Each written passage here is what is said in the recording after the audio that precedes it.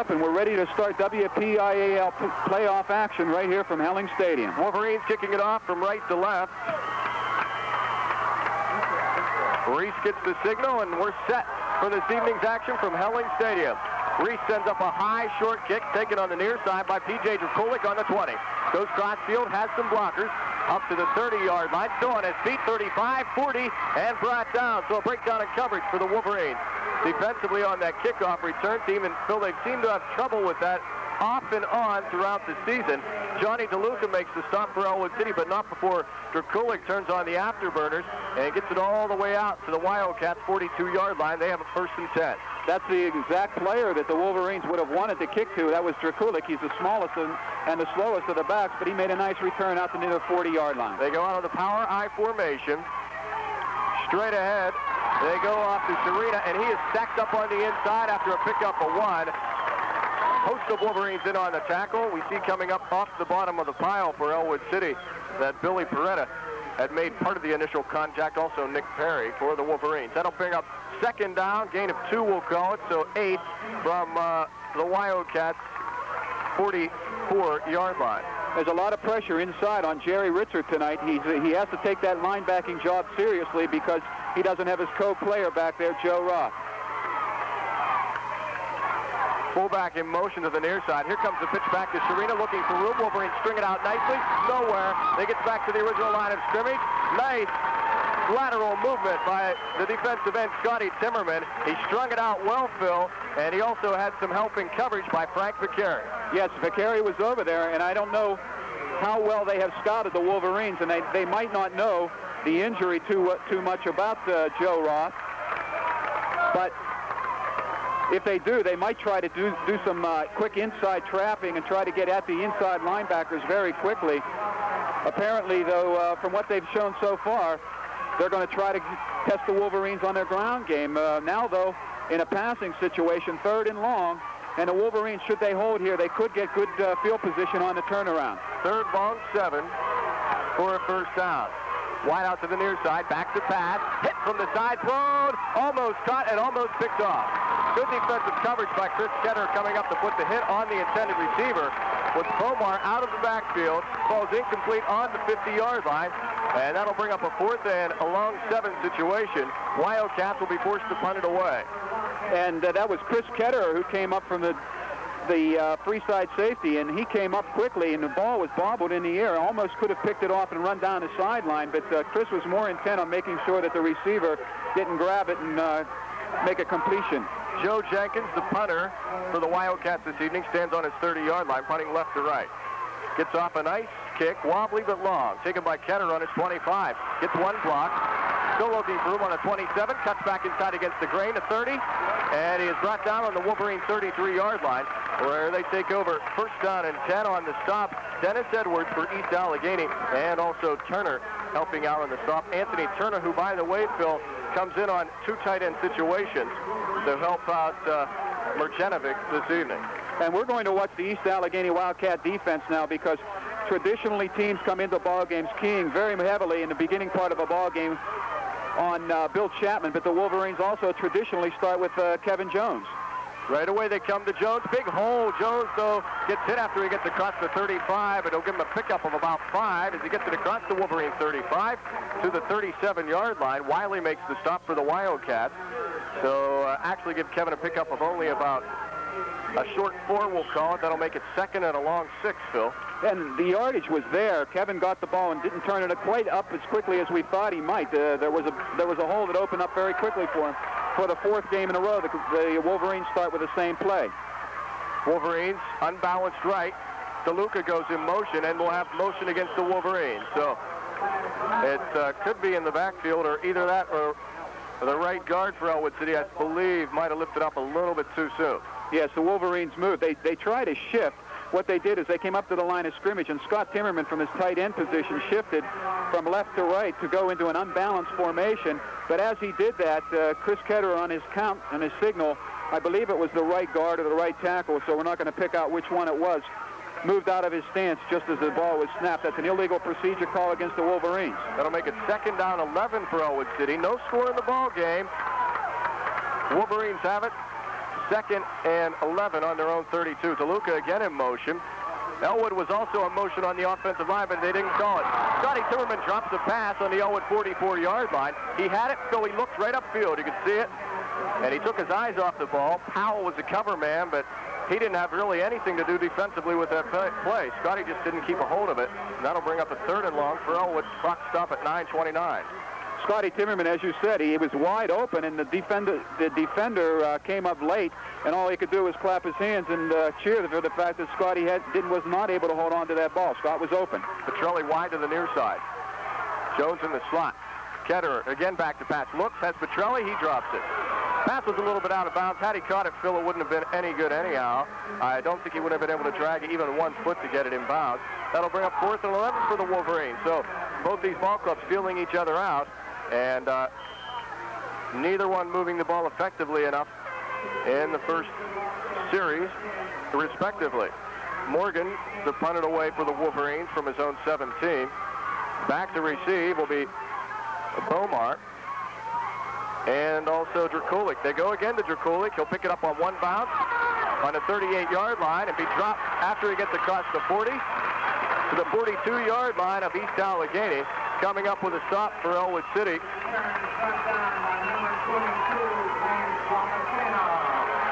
was Lacaseno on the stop for the Wolverines. Once again, Morgan punting. He had a low line drive. Drakulik let it hit the ground, but it didn't bounce the Wolverines' way. It just bounced straight up in the air, and Drakulik was able to field the ball. So the Wildcats will get it right about where they started last time, just inside the 40-yard line. Mitchell in now at fullback. He'll get the carry off left guard. He's dropped. He's a big running back. They went to him a lot this season. 115 carries for 622 yards. Chris Cortez, though, says you're not going anywhere. And they give Mitchell a pickup of about a yard. That'll make it 2nd and 9 from the 44-yard line of the Wildcats. 8:41 and running remaining in the first quarter of play, no score. I was just going to say that the size of the back sure doesn't mean much against the Wolverines because they face the biggest ones in the whole WPIAL throughout this season. So the size is not going to intimidate the Ellwood Wolverines. Kulik wide to the far side. They go to Bomar, who has got the eye in the tailback formation. He'll pick up some nice running, but be stacked up by Chris Ketterer coming up to make that stop. Also the carry, and Portugallo also having a hand in on the stop. So they give him a pickup. So now we'll have to see where they mark the ball. Just shy of the 50 on the 49. That'll be a pickup of 5 yards in a play. 3rd and 5. Big defensive play Wolverines will be faced with at this time. And I would imagine that East Allegheny does have enough of a passing attack that they might try to get the ball up in the air for that short yardage, especially into their big tight end.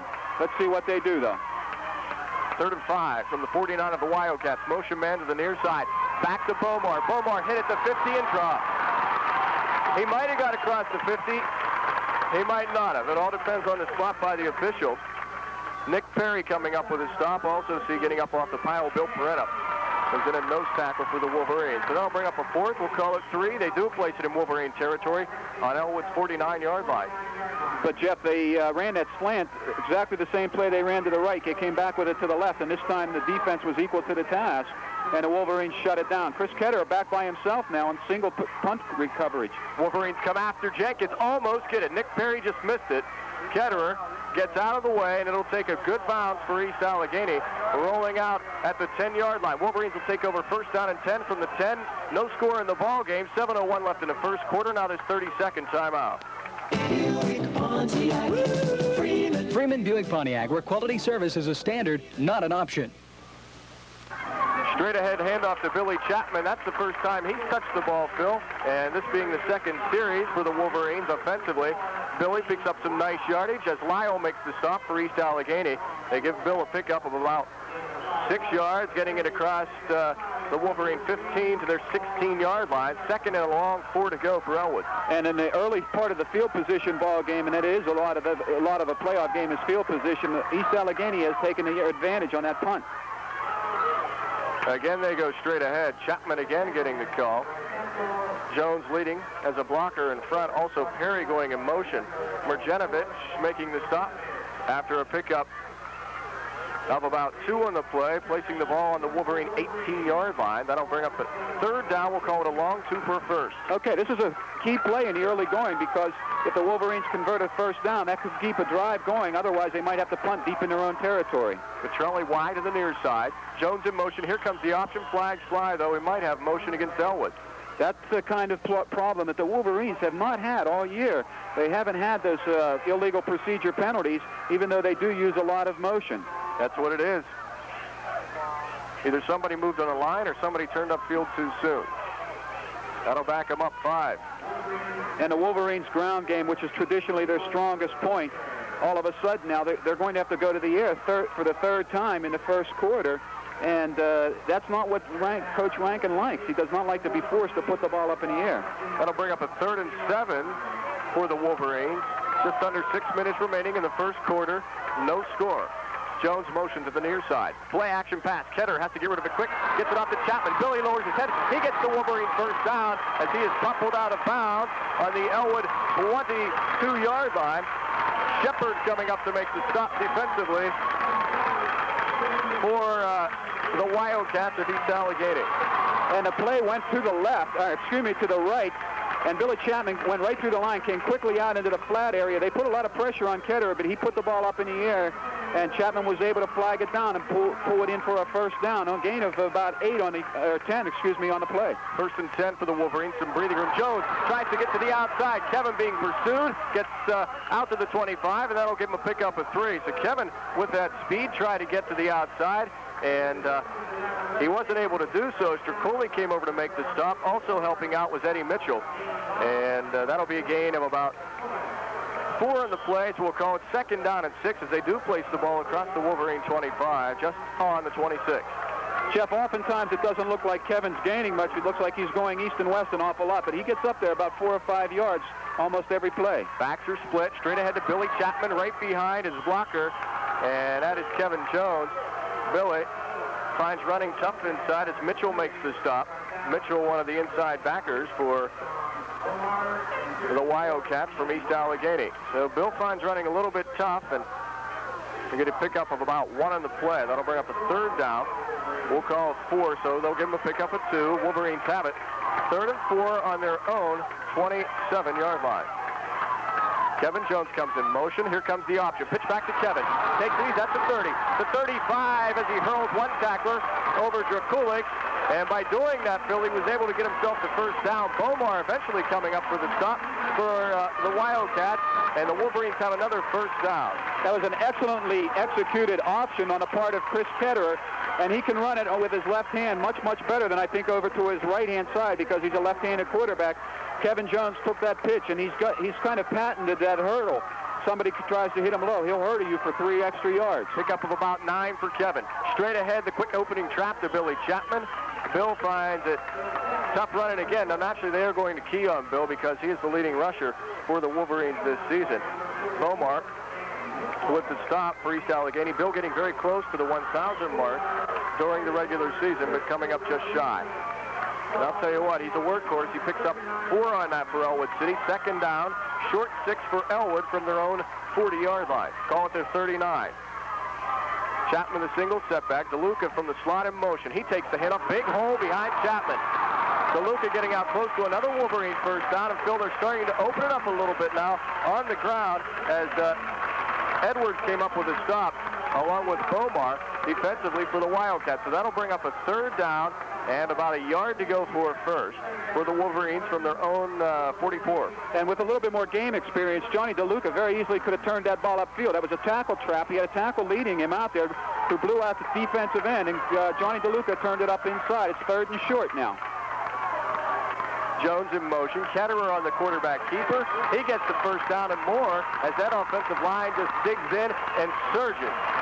Give credit to that offensive line because they're starting to open the hole. I'm very impressed with that because they refuse to be intimidated, Jeff, by much, much bigger ball players out there. And they're outsized, they're outweighed up front, and they've been that way all year. 3 minutes left here in the 1st quarter, then there's still no score. But the Wolverines, starting from their own 10, are driving it upfield, Jeff. We'll mention the offensive line for you once again in just a couple of minutes to give credit to those guys who are opening the holes.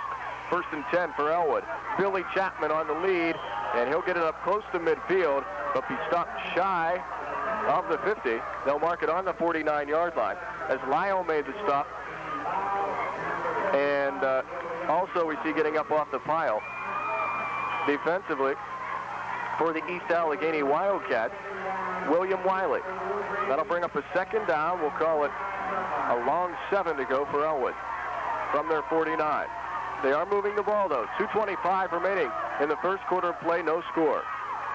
Motion to the near side. Here comes the option again. Pitch back to Kevin. Low pitch, but he takes it. He's at the 50 and dropped. Good tackle by Drakulik, because had he not made that shoestring tackle, Phil, Kevin might have been able to avoid that other defender coming up towards the front of him, cut back against the grain, and go all the way like he did against Riverside last week on a similar play. Kevin, though, picks up nice yardage on that, getting it into the Wildcat territory on their 48-yard line. That'll bring up a third down and 5, so they'll give him a pickup of about 3 on the play. Kevin's a tough runner to bring down when he gets in the open field like that. Third down and long now, about 5 yards. We'll have to see what the Wolverines call. Good back. Play action pass. Ketterer looks, throws, almost caught. Chapman could not hang on. Now, Billy says a few words to one of the defenders, Bomar, who he thought might have been hanging over his back a little bit. Hard to call from our angle up here. The official sees that it is not that type of call. And that'll bring up a fourth down, and they're going for it. Yeah, I'm really surprised. Fourth down and 5 with about a minute and 36 here in the first quarter. No score. And the Wolverines on a long 5-yard play. The Wildcats are going to have to call timeout because they were not expecting that at all. No score in the ball game. A minute 36 remaining in the first quarter of play. Now this message. You have a Wildcats caught off guard, Phil, because the Wolverines decided to go for it at the minute 36 mark in the first quarter. Wolverines decided to go with it on 4th and 5 from the Wildcat 48-yard line. What I would suspect, Jeff, and I just was talking about it with you, is that Coach Rankin has a lot of things in his bag of tricks, and I know that he has a fake in a setup situation where he can draw the defense offside. If they do not come offside, he also has a fake out of that same play. So let's see what they do as they come up to the line of scrimmage. They put 3 backs in the backfield. Here they come. They send Sean Reese back, and they're going to quick kick it. Reese gets off a nice one. Taken by Drakulik, who was back just in time, took it on his own 16, looking through him up to the 20, the 25, and dives ahead to the 27-yard line. Very shifty run, Drakulik is, and Billy Chapman comes up with the stop for the Wolverines. Also to Carria, helping to make that stop for Ellwood City. So a minute 26 remaining in the first quarter, and East Allegheny again gets their hand on a football.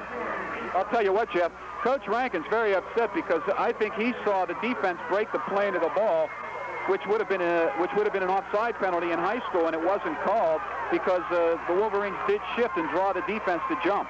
Siggett, the quarterback for East Allegheny, goes with the tailback lead off to Sharina.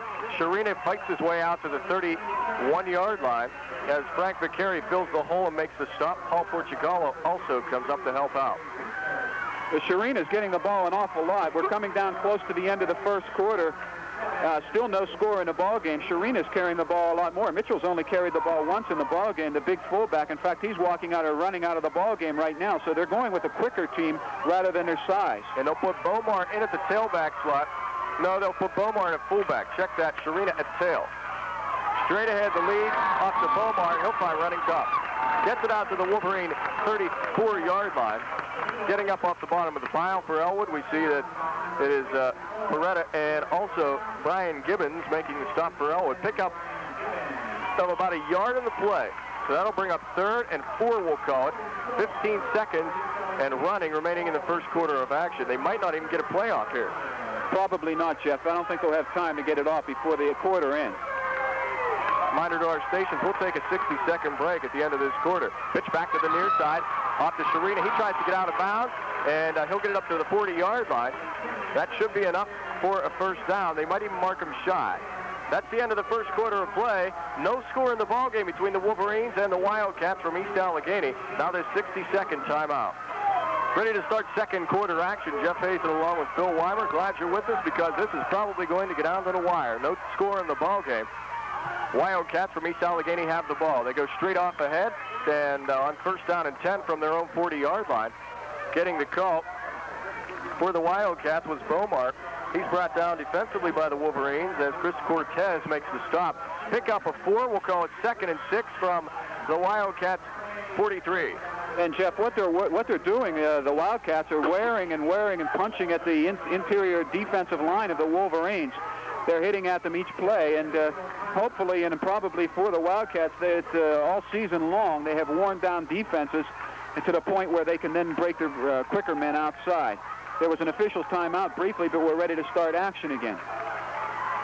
Just underway in the second quarter of action. No score in the ball game. Wildcats have it in their own 43-yard line. Play action pass. Siggett wants to throw, has his receiver wide open. Anthony Turner, the tight end, he's run out of bounds. Portugallo made the stop. Had he not, Turner was gone. He's knocked out of bounds in Wolverine territory on their 36-yard line. And Phil, no doubt about it, some breakup defensively and communication for that defensive backfield for Ellwood. Yes, I can tell you where the breakup occurred because it was on Nick Perry's side of the field. Nick saw the fake inside, and he came up to stop a possible run. That left this whole zone area on the left flat area completely unguarded, and Paul Portugallo had to come over from his safety position to make a saving tackle. Fortunately for the Wolverines, Turner does not have great speed, it seems. Straight ahead, Wolverines plug it up. They go to the big fullback, Ed Mitchell, who had 622 yards on the season. Sean Reese with the stop. So they will give Mitchell a gain of about 3. This will just give you an idea how big this Mitchell kid is. Just picture someone getting hit at the line of scrimmage, and he looks like he stopped there, and they end up giving him 2 yards on the game.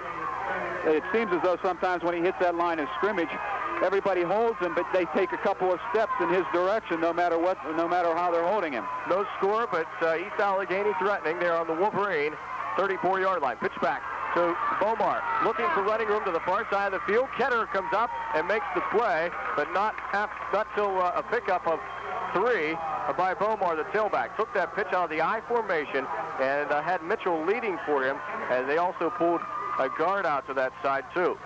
Nick Perry all year has been able to play off the lead block that he had coming at him, but this time it was a 235, 240-pound Mitchell, and he had a tough time playing off that block. What he did was the second best thing was to take out the interference and leave an open field tackle for Chris Ketter, and thank goodness Chris was able to make it. Big play defensively for Ellwood, ball inside their 30. Now he might have had the center jump off, we don't know, for East Allegheny. Somebody moved and the Wolverine defensive front came over. Penetration was made by Peretta. It looked as though the Wolverines jumped again, though. Yep, that's what it'll be. Some of the Wolverine players claim that East Allegheny jumped off. Well, I think what they might also be complaining, Jeff, is the fact that the quarterback may have jogged his head or made a deceiving call, which is also illegal procedure on the offense. Timeout called by Ellwood City. Coach Rankin goes out on the field. No score in the ball game. 9:55 remaining in the second quarter of play. Now this 30-second timeout. Going to Ken Lebove in just a little bit for an update on that Laurel-Fort Cherry ball game being played at Laurel tonight. That should be a good one. Brad Tokar, one of the best rushers in the WPIAL, playing for Fort Cherry, and at Laurel Spartans, with a tremendous football club under head coach George Miles. 9:55 remaining in the first half. First down and 10 following that encroachment penalty against the Wolverines. They go straight ahead to Tokar. He finds running tough, gets inside the 25 of Ellwood, down to the 24. Nick Perry comes up to make the stop, and Jerry Ritzert also making the stop on that play. Pickup of 2, second down and 8 from the Wolverine 22-yard line. Oftentimes, Jeff, it doesn't look as though they're gaining anything, but they are pushing the Wolverines back little by little, and the Wolverine line is going to get tired out if they're not able to play off those blocks and get to the running back quicker. Each time they run it right up the middle, they're getting 2 or 3 yards, so the Wolverines are going to have to tighten up right about now. Power I formation. Drakulik now comes in motion to the near side. Siggett, pitch back, goes off to Sharina. He finds his way down to the 20-yard line, but is pushed back, and we will see where the officials spot it. They spot it inside the Wolverine 20 on their 19-yard line. Vicari makes the stop, and that will be close to a first down for East Allegheny. They might even have to bring those sticks into measure. I don't think... Okay, check that. I didn't even see that. I missed read the marker. I thought it was inside. I said inside the 20 to the 19, and my eyes were looking inside the 15 to the 14. That'll bring up a 3rd down and 5 for East Allegheny. Big defensive play for Ellwood. Power I formation once again. They go off to Sharina. Sharina inside Ellwood's 15 down to about the 11, and that will be enough for a 1st down. Perry making the stop for Ellwood City, and also Portugala. This Gary Sharina, the running back for East Allegheny, he looks a little bit more like a hurdler than he does a sprinter. As he went through that line that time, he hurdled the initial defender up front and was able to get down into the secondary and pick up the 1st down. So they're really working Sharina and Bomar much more than Mitchell. I don't know whether there's anything wrong with him, but he only has 2 carries on the night. 1st down and 10 from the Wolverine 13. Sharina again, hit the backfield and drop. Cortez shooting in to make the stop for the Wolverines. A lot that time, and that's what Ellwood City needed. No, they won't even give him the lots. Okay.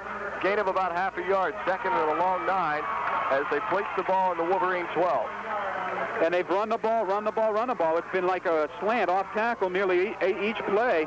And what they've been doing with Ed Mitchell, the fullback, is that they've been using him basically as their blocking back out of their power I formation. No score. 2nd down. This time they go straight ahead off the left side of their offensive front. Mitchell gets the call, and he'll pick it up inside the Wolverine 10 down to about their 8-yard line. Scott Timmerman makes the stop defensively for Ellwood. And I would say, Jeff, that this is probably one of the bigger plays of the ball game. We're talking 3rd down and about 5. Should the Wolverines be able to hold in a 5-yard circumstance, it could really help their momentum. It looks as though we might have an official's timeout for equipment down there, Jeff, but let's try to guess what's going on. 5 yards to go, and I know that Mitchell's also their kicker. They are in field goal range should they not make a 1st down. I would say Ellwood, not liking the coach from the booth, but I would say Ellwood has to watch for the play-action pass. Siggett sets him down 3rd and 5. They go up to Sharina. Big hole off the right side. Dances inside, gets in for the touchdown. What a hole. They used the counter, and Sharina just did a jab step to the left, cut back to the right, took the handoff from Siggett, and was able to get it in for the touchdown from the Wolverine 9-yard line. I'll tell you what, it was an excellently executed, beautifully executed counter play where they faked the one way, and going the opposite way, it was Sharina, and he had nothing but daylight going off that right tackle and into the end zone. He was able to be hit right about the goal line, but he was easily in for the touchdown. Set to kick it away for the extra point. It's blocked. East Allegheny leads it by the score of 6-0. Lawrence Kushner tried the extra point kick. It was low and it was blocked. 6:52 remaining in the 1st half of play. Now this 30-second timeout. To Helling Stadium, where the Wolverines trail at 6-0. We were surprised on the extra point kicking because it was not Ed Mitchell. Mitchell does the kickoff duties, though. We were watching him in pregame. He puts the ball high and long, but that extra point was blocked because it was low. So surprisingly, it's Mitchell, though, now who will kick off to the Wolverines. 6:52 left in the 1st half. The Wolverines are behind, not for the first time, though, this season. A lot of time to work with also in the 1st half.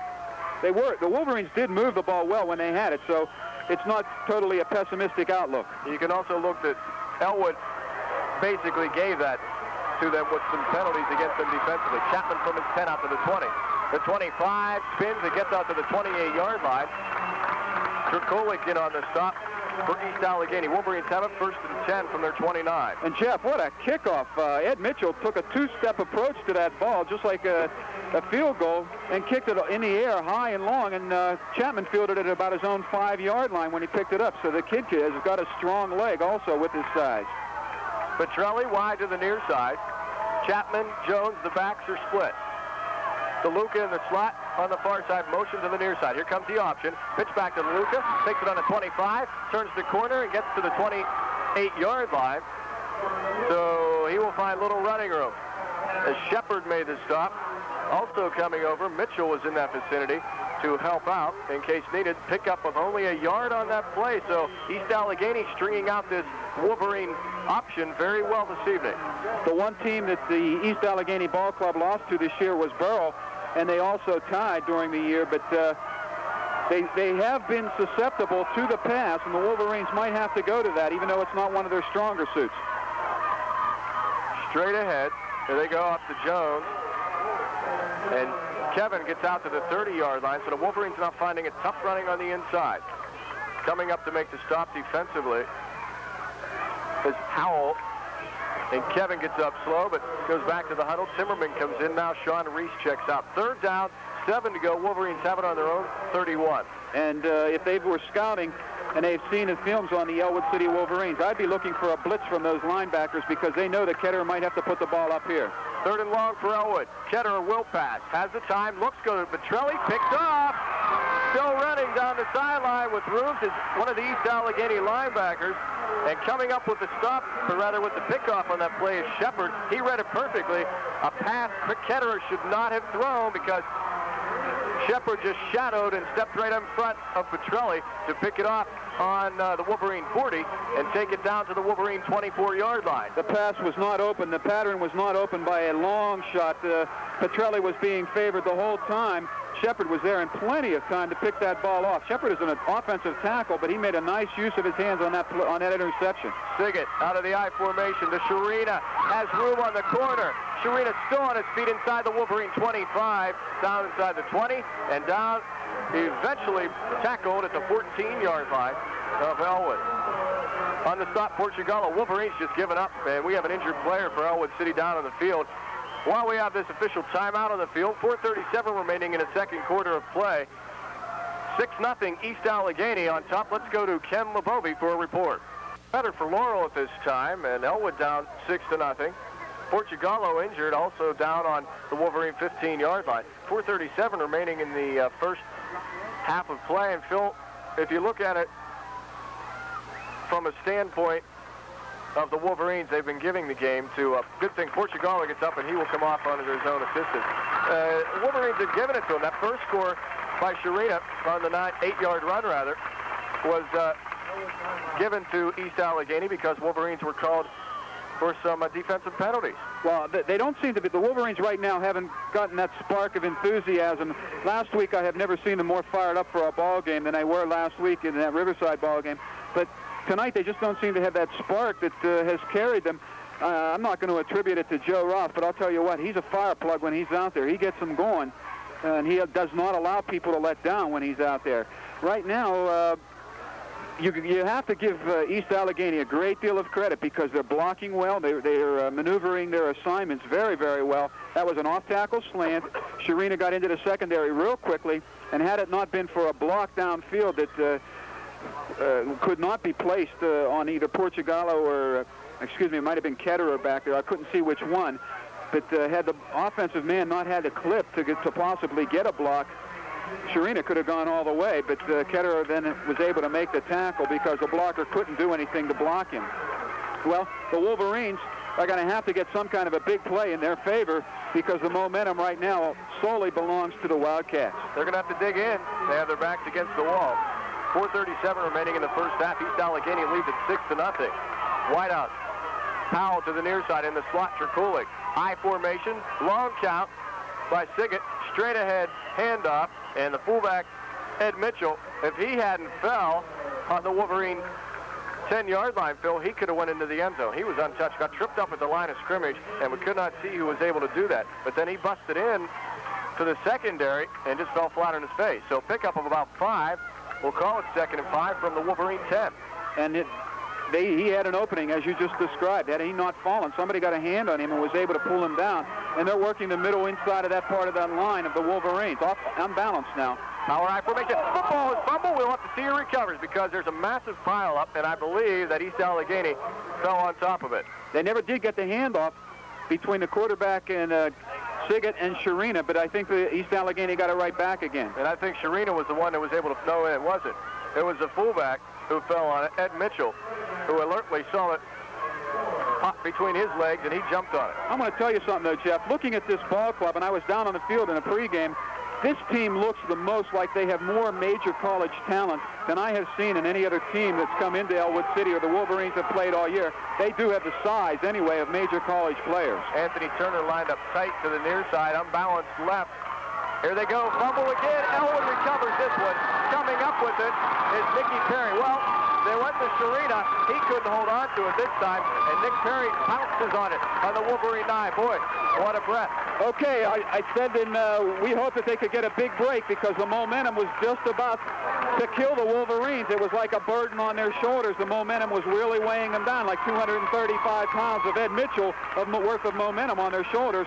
And they got a big break. Now let's hope the Wolverines can capitalize on it and start a march downfield. There's only 3:20 left in the first half. But should they be able to move it downfield, they could get the ball right back into their own hands, the momentum. Ketterer straight off to Billy Chapman. He finds a hole. He's out to the Wolverine 20-yard line. First down and 10 for the Wolverines. Give it a gain of 12 for Billy Chapman. And now they're starting to open up the holes. That's what they need to do. Reich made the stop defensively for East Allegheny. That'll move the sticks.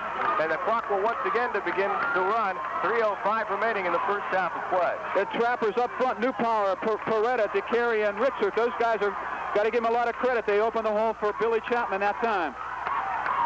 Jones in motion. They lead it to Chapman. He gets it out to the 25. I see a flag fly, and it could be holding against Cortez because it flew right by his feet. Well, that's the kind of drastic penalty that has hurt the Wolverines 3 times already in the evening. They have had bad penalties at very, very inopportune situations, and this is going against the Wolverines. What it is, Cortez was trapping, and he gets called for the hold. Wow. That'll back him up. Buck stop, 2:51 remaining in the first half of play. They're down 6-0, and fortunate to be down only 6-0. I'll tell you what, Jeff, this has always been a pet peeve of mine, that in high school football, they still make that penalty such a major when in a league that you have the least amount of ability to make up big yardage. In the pros, they sometimes give guys a benefit of the doubt, but it's a lesser penalty in the pros. In the high school, it's kind of a major penalty, and the Wolverines are going to have it, first down now, but they're going to have to go 20 yards with it. So for Wolverines, 1st and 20 on their own 11. Ketterer sets him down. Ketterer off to Jones. Jones finds no running room. Stopped at the 10. He loses a yard. Wiley makes the stop. Wolverines, Phil, here's what I've noticed in the first half. Tell me what you've noticed. Some plays they will carry through on their blocks. Other plays they look lackluster. They can't get anything solid offensively. And the worst thing is, if it's going to be a Quaker Valley type of appearance where they are very lackluster in the first half, they're going to need somebody to get them going in the second half. And the guy that they had is not with them right now. But hopefully they can get that spark going, maybe complete a couple passes. Unbalanced to the near side for Ellwood. DeLuca looks for running room, breaks the tackle. He's at the 10, and he's smothered. DeLuca's not that big to start with, but he has a lot of willpower, and he broke one tackle at the line of scrimmage, was able to get out to the 11-yard line of Ellwood. Sharina came up and buried him. Also coming up, helping to make the stop was William Wiley. I'm sorry to say this, but with about a minute and a half and counting down in the first half, and the Wolverines 3rd down in a whole country mile yet to go for a first down with a ball on their own 10-yard line, I wouldn't look for them to put that ball up in the air, because the worst thing that could happen now is a possible interception. With this, but the Wolverines are going to have to take a timeout and talk it over, and with this timeout in the field, let's now go back for this message. Allegheny leads it. If you want to give the edge to a ball club, you have to turn your heads towards East Allegheny side of the field, because they've done the job on the Wolverines so far in the first half of play. And Ellwood, Phil made a good point, seems to be playing like they did in that first half against Quaker Valley just a few weeks ago. Well, Jeff, what they really need is some kind of a big break in their favor. Here we go, though. The Wolverines are going to go third down. They'll shift it to the near side unbalanced. Straight ahead, Bill Chapman, and he'll find running tough. They want to keep it on the ground since they're so deep in their own territory. Chapman gets it out to the Wolverine 14-yard line as Wiley makes the stop. Wiley, he's been called all night so far. He's everywhere. Well, they definitely have a nice ball club, and the Wolverines are going to be hard-pressed to come back in this one in the second half, because this is definitely not a Quaker Valley team that's going to let down if you can get something big on them. Tough job now for Morgan to get that punt out from the end zone. Morgan stands on the end zone line, gets off a good punt, bounces, and Nick Perry makes good coverage getting down there, so Drakulich doesn't have any time to run it. The clock will stop with 1 minute 2 seconds remaining in the first half of play. 6-0, East Allegheny over top of Ellwood, and East Allegheny has it first down and 10 on the Wolverine 48-yard line. Well, Jeff, I don't know what you're going to look for, but if I'm ahead by 6 points with 1 minute left. We have nothing to lose here except to put the ball up in the air. So I wouldn't be surprised that they might try to go something, but they're lining up very, very tight. Power I formation. Siggett, a long count. Motion is Powell to the far side. Siggett, he will pass. No play action out of it. Throws, has a receiver open. He drops it. Oh, my. Tight end Majenovic wide open on the Wolverine 30, and he just drops it. Now, Portugalo was back, or rather, Kenner was back deep on the coverage. It looked as though Paul Portugalo might have slipped on his coverage. Yes, he did. And Paul was, and the Wolverines, as a team, were very fortunate because that ball was a little bit high, but was definitely a catchable ball, and Paul Portugalo had lost his footing over there, slipped and fell, and when he got up, he was angry and slammed his hand on the ground because he was not over there. It very well could have cost the Wolverines a touchdown. 41 seconds, still 6-0 East Allegheny. Siggett on the season passed for 50, connected on 52 of 115 tries for 724 yards and 5 TDs. Flag is thrown. Could be against Wolverine. Siggett throws, and it's completed, but we will have motion, Phil tells me, against not the Wolverines, but against Bomar, who came in motion to the near side and turned up too soon before the ball was snapped. That's exactly right. That's exactly what I was going to say, and I saw it happening right here in front of me. That's what the call is. That's what the call is going to be. Bomar came in motion to the near side of the field, to the Wolverine side of the field. He was in deep slot position, but he got so far out, I think, Jeff, that he couldn't hear the snap count, and he turned his head and shoulders upfield, and the referee was right there on the spot to make the call. 32 seconds now left. The Wolverines nearly had a sack, but Siggett was able to shake somebody off in the backfield and be able to get that pass off. They're a big team. I'm very impressed with their size. I still don't think they're as big as New Brighton. Well, maybe not overall, Jeff, but I think that their skill people are a lot bigger. They have a big quarterback and running backs. I formation. Powell wide to the near side. Bomar looks for running room, gets to the midfield stripe, and he'll be dropped after a pickup at 2. On the stop for Ellwood City. Defensively was Rick Petrelli. 6 seconds. It looks like they're going to. The clock will be stopped at 3. Oh, I thought. Excuse me. I was looked down for a second. I thought they were going to let the time run out because we have 3 seconds left. So they are apparently going to try a Hail Mary type pass here with 3 seconds left, Jeff, because they did call timeout. You wouldn't call timeout with 3 seconds left unless you wanted to try something. And of course, what do they have to lose? They're going to put the ball deep, and the Wolverines, should they even intercept it, they're not going to be able to do anything with the ball and no time left. Well, Wolverines have a big job to do. Yes, they do. Come back in the second half and do the job. Now, you know, you'd like to think, well, we can look here and we can look there where the problems are at, but that's just something that you have to contain, and I'm sure the coaching staff for the Wolverines will have to talk it over, find some way to stop the inside game. They were doing it for a while, and it seems as though that offensive front just might be wearing down the Wolverines. Yes, and because they're running right up their gut. Yeah, they're wearing down the linebackers, Ritzert and Vicari. I even saw Evan Westland. He came out of the ball game. He was in that inside backing position. Well, we're coming up now 3rd down, but there's only 3 seconds left, and I'm sure with a 6-0 lead, East Allegheny is going to just throw it up long. Sharina comes in motion to the near side, and they'll run it. Breaking some tackles is Bomar. Bomar looking at hit. So the Wolverines stay back deep, and East Allegheny counter. They'll give him the run as he gets it out to the Wolverine 25. Kevin Jones makes the stop and keeps him from cutting to the outside to break into the end zone. That's the end of the first half of play. It's East Allegheny 6, Ellwood City nothing. We'll be back to recap the first half of tonight's action right after this. I don't think he's going to be able to get in there, but you never know about Billy. He's a die-hard competitor, and he's sort of slowly jogging off the field. But I'll tell you what, even if they were able to break him loose up the middle onto one of their traps, he's not going to be able to go anywhere on that leg. He's in a bad state. Should the Wolverines be able to recoup and get themselves back into this ball game and win it, they might benefit next week because they might get a chance to get the injuries recovered and get themselves back into a situation where they can play full strength again.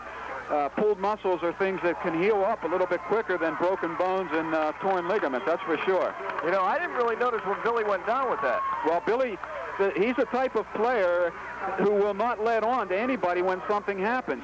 Oftentimes he gets hurt in ball games. I remember the Beaver ball game very distinctly that he had a very bad and severe arm injury, right. And he didn't even let on. You couldn't tell on the play in which it happened until 4 or 5 plays later did you realize that he was in obvious pain.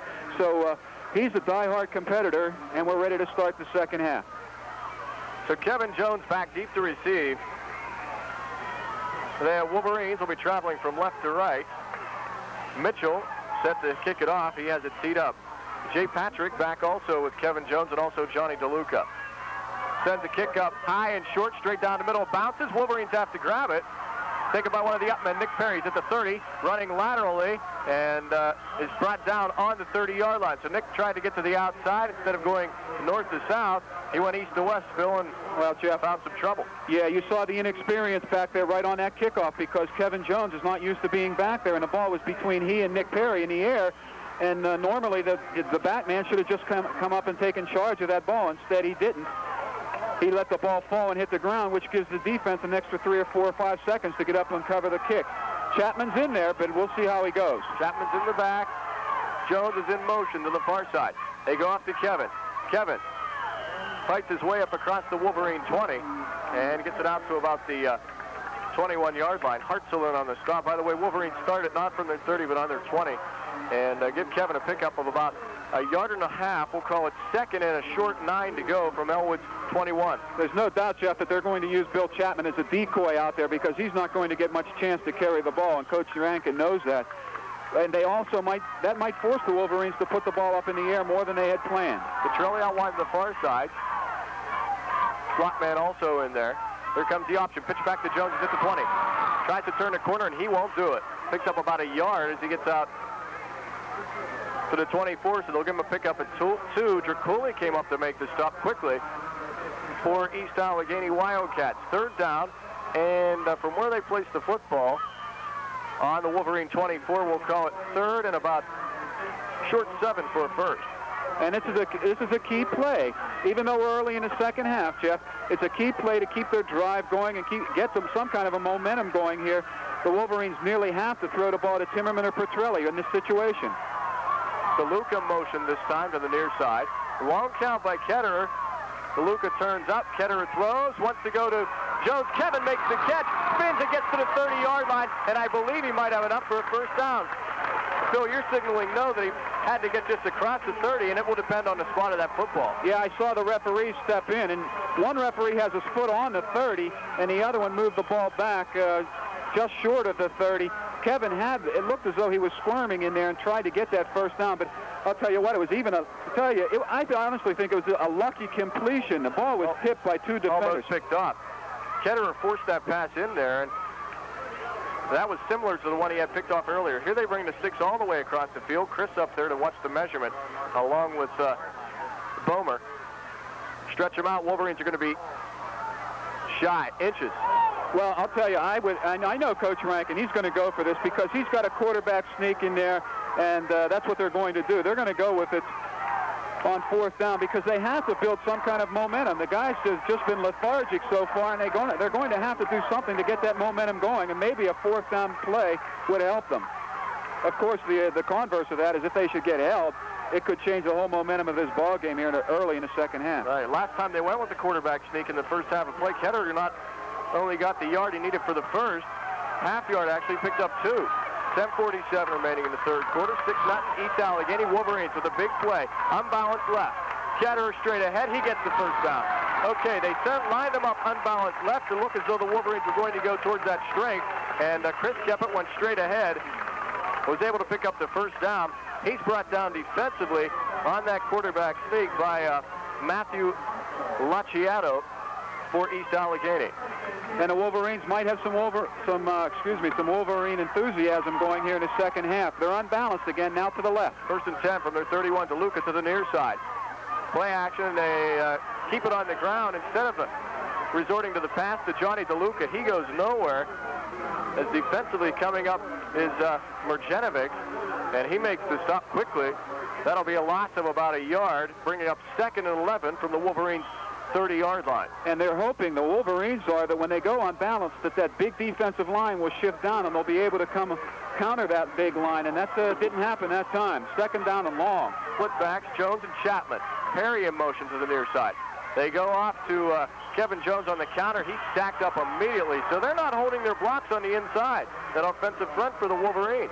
You're seeing a lot of the Wolverines' offensive front picking themselves up off the ground, and we have an injured player down on the field. It's Kevin Jones, and you don't want to see that at all. Oh, the Wolverines could very, very ill afford him getting hurt, but you know, he's so small going in there oftentimes. I'm surprised he hasn't been hurt more often this year. And when he goes down, like many of the other Wolverines, they're die-hard competitors. So when they're down, you know that they're injured. 9:43 remaining in the first half, or rather the third quarter of play. Start off the second half, 6-0 East Allegheny over Ellwood. Now this 30-second timeout. On the right track with Freeman Buick Pontiac. Freeman Buick Pontiac, where quality service is a standard, not an option. Ketter on the play action pass, hits Timmerman. Scotty holds on to it and gets the first down. Football is fumbled, though. What do they call? Did they say he's down there, or yes. He fumbled it? No, he was called down. Okay. Jeff, he made a fantastic catch with a man on his back. Scotty Timmerman seems to catch the ball better in traffic than he does when he's left alone. That time it was a fantastic catch by Scotty Timmerman. Timmerman took it on the 43, turned to cut to the outside. Phil was hit on the 44 hard after he picked up enough for the first down. Went down, and the official says the ground caused the fumble, and in that case, he is down. 1st and 10 for the Wolverines. This might be the momentum they need. DeLuca, motion to the near side, takes the pitch back at the 40, cuts back inside, and he is upended hard. Jeff, that option has not gone all night for the Wolverines since Kevin Jones in the early part of the ball game. They haven't been able to turn the ball upfield. In this case, it's a mere gain of nothing, maybe a half a yard. Wiley bent DeLuca in half, literally.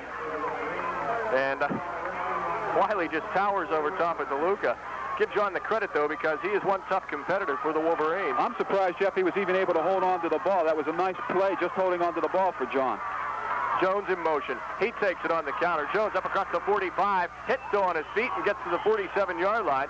Give Kevin a pickup of a couple as he gets it across the Wolverine 45 to the 46. They'll mark it to the 47. So pick up a 3. Mitchell with the stop defensively for East Allegheny Wildcats. We might add, Jeff, that was a cramp that we diagnosed for Kevin Jones. He's still limping a little bit because cramps sort of hang on and linger a little bit, but I'm glad it's not a serious injury. He was able to get right back in there. He was horse-collared when he was brought down. 3rd down, 6 to go for the Wolverines from their 47. Play action pass, Ketter in trouble, tries to get out of the pocket, can't do it.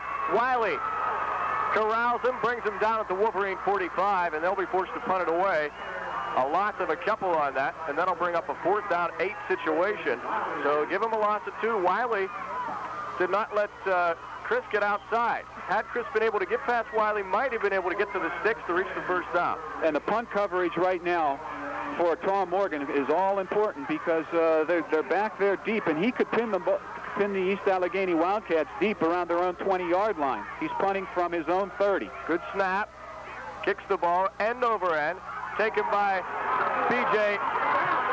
Drakulik and his knee touch.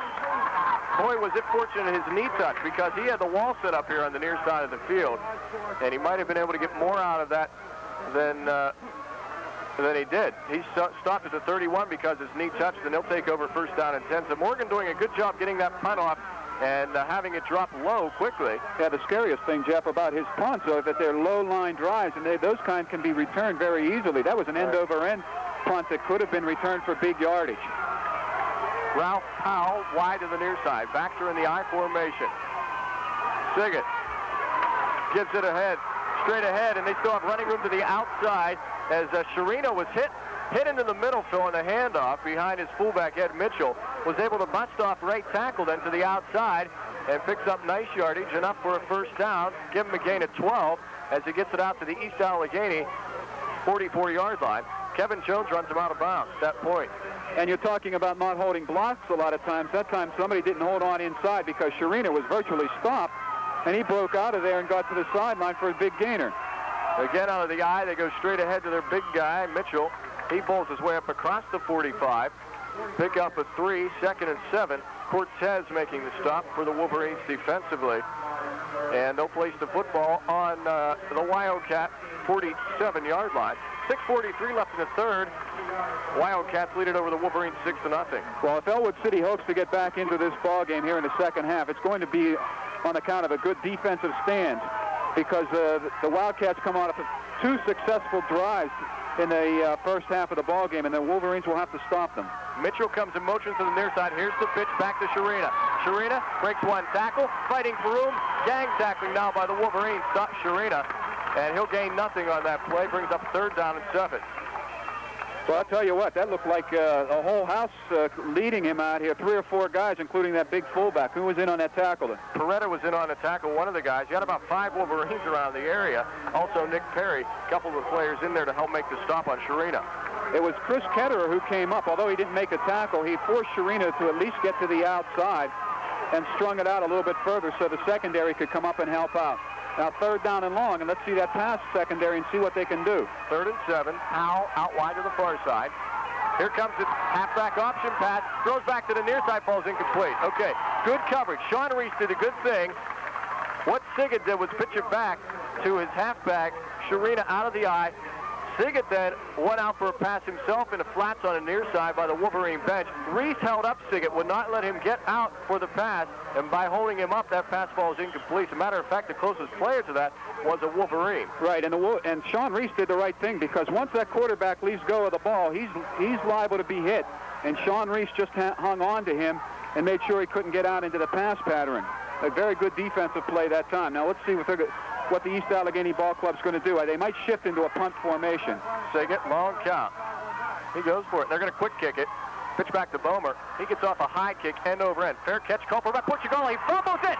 Portugallo still going for the football. Wolverines recovered on their own 11-yard line. I don't think it was Portugallo who ended up getting that ball. There was somebody else back there, and thank goodness there was. Portugallo fumbled it, and it was eventually covered up by Nick Perry. But the Wolverines are back on their own 10-yard line on a nice kick. It came out of a halfback formation where the ball was snapped to the quarterback, and he turned around and pitched it, and it was punted. Portugallo had plenty of time to call for the fair catch, probably did the right thing, but lost the handle on it. We notice now Billy Chapman still in the ball game, and as Phil mentioned to start off this 3rd quarter, Chapman will probably be used mainly as a decoy here on offense. They'll run him this time, though, and Billy fights his way up across the Wolverine 15 to the 16-yard line. So they'll give Bill a gain of about 3 yards, brings up a 2nd down and 7 as Turner makes the stop for the Wildcats. You can only take so many inspirational leaders out of the Wolverine lineup and hope for them to still keep their momentum going. Chapman is one of them. If you would pick somebody right behind Joe Roth, it might be Bill Chapman or Jerry Richard. Those guys are very inspirational, and you can't afford to lose them from the lineup. Petrelli wide to the far side. Jones in motion also to the far side. Takes the handoff. And Kevin finding no running room at all as he was stacked up immediately as he tried to turn the corner. Bomer came up and hit him hard. That'll be a gain of about just a yard as Kevin moves it up to the Wolverine 18-yard line. 3rd down, a long 5 to go for a Wolverine first. This is a key play because if they're forced to punt from deep in their end, they could have trouble holding back this East Allegheny offense. Still 6-0, Jeff, and they've been hitting each other very hard in the second half. East Allegheny, by the way, on top of Ellwood. Ketterer wants to pass. Hits his tight end shot. Kevin Jones, not his tight end, but the man out of the backfield, Kevin, over the middle, and Kevin will be shy of a 1st down. Good coverage by East Allegheny. Kevin took it, made a nice move to the outside, Phil. Tried to turn back inside then to go up the middle of the field. Was brought down at the 21. So that'll bring up a 4th and short. Wolverines will have to punt it away. Bomer made the stop for East Allegheny.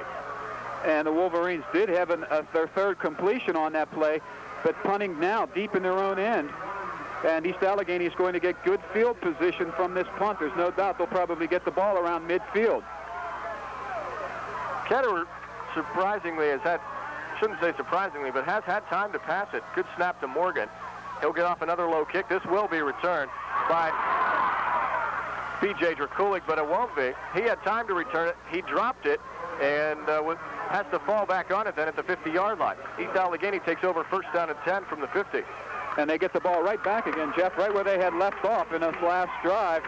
They were short of the 1st down, right near midfield, and now after the exchange, they get the ball back again right around the 50-yard line. 6-0 with 3 minutes left in the 3rd quarter. East Allegheny has led it since the 2nd quarter of the ball game.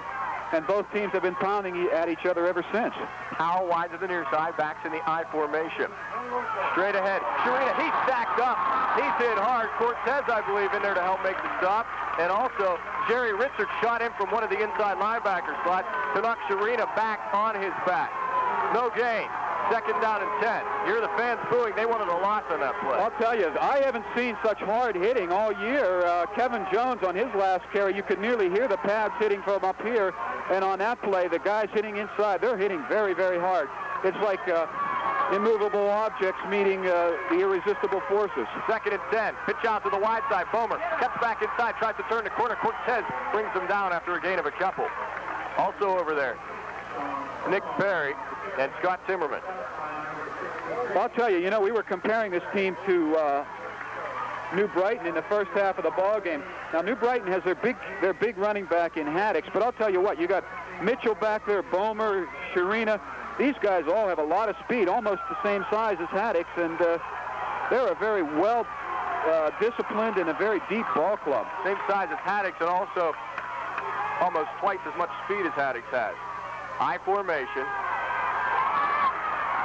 Wants a pass, completes it. Nice pass and nice catch.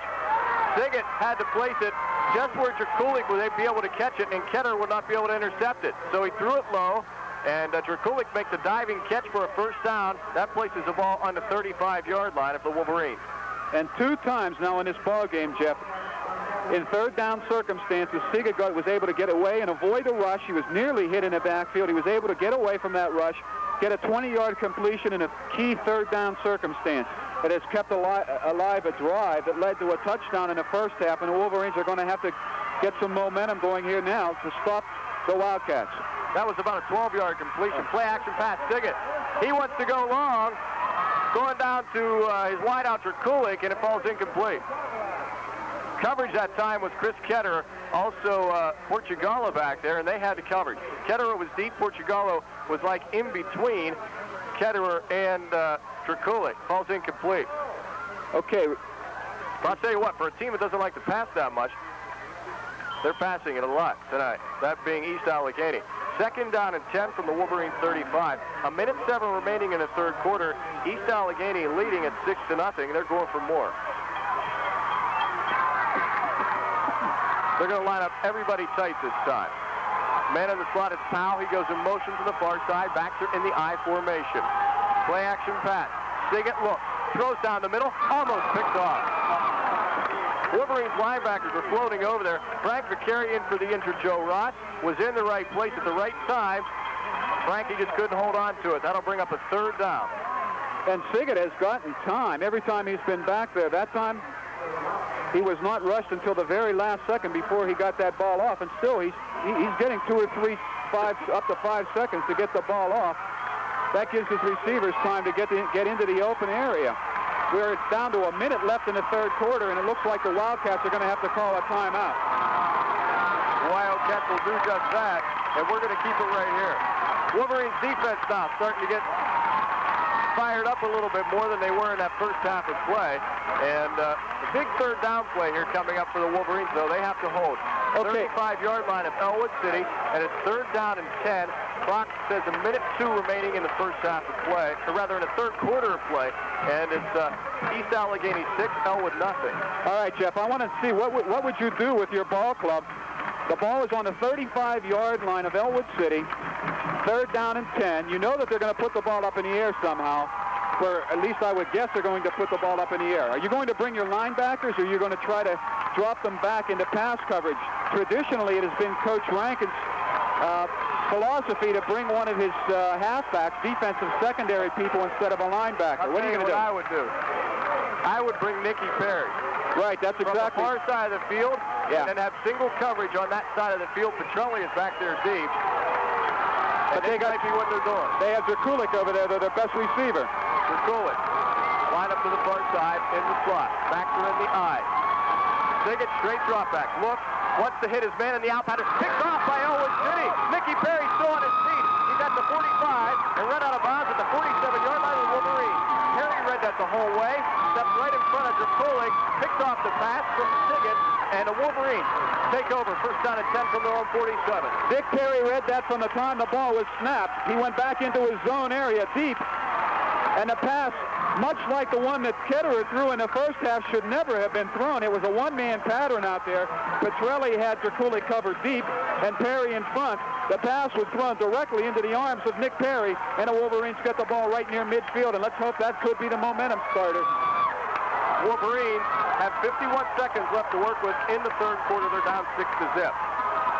DeLuca looks for room, gets it inside the 50 and down to the 46-yard line of East Allegheny.